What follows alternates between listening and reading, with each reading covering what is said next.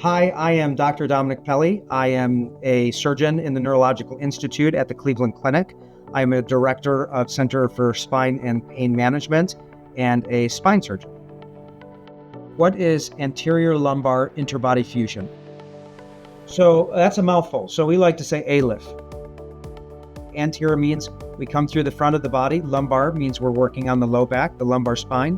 Interbody means we're doing a fusion where the disc used to be in a spine, and fusion is growing two bones together. What conditions does an ALIF treat? An ALIF is a great technique to treat spondylolisthesis, asymmetric disc collapse with foraminal stenosis, and central stenosis. What happens during an ALIF? So typically in an ALIF, a patient is laid upon their back. Oftentimes we will do the initial parts of the surgery with what we call an access surgeon that will help us get to the spine. A vertical or horizontal incision is made somewhere around the area of the belly button or below, depending on the level we're treating.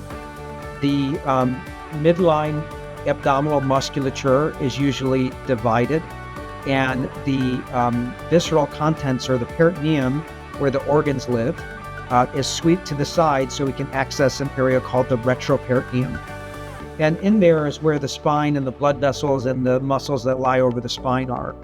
And so in an anterior lumbar interbody fusion or an ALIF, typically we're treating L5-S1 and we come in between where the major blood vessels are, or we're treating L4, L5 and we come to the side and move the major blood vessels over.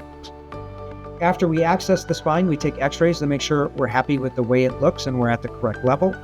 And then we would take the disc out with a combination of instruments where we remove the disc. And then we would do our fusion procedure where we trial the right size implant to place and take x-rays and then put the final implant under x-ray guidance. What is the recovery process like after an ALIF? After surgery, we'll have you up at the very least by the next day, walking around. You'll have some pain in the front where we did the surgery, and if we ended up putting minimally invasive screws in the back as well.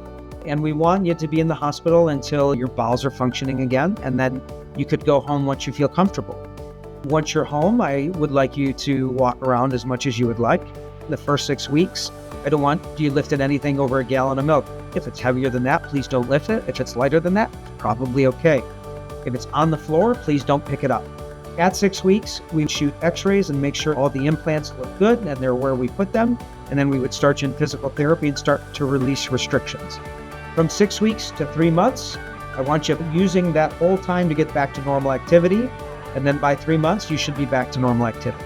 That's our standard timeline. Sometimes people take a little bit less time and they get back sooner. Sometimes people take a little bit more time, and that's okay too. What are the possible benefits of an ALIF? It is one of the best operations we have to restore good alignment. As with any surgery that we do for pain and dysfunction, it's improvement in quality of life. So the benefits, hopefully, is they have less pain at the end of what we started than they did at the beginning.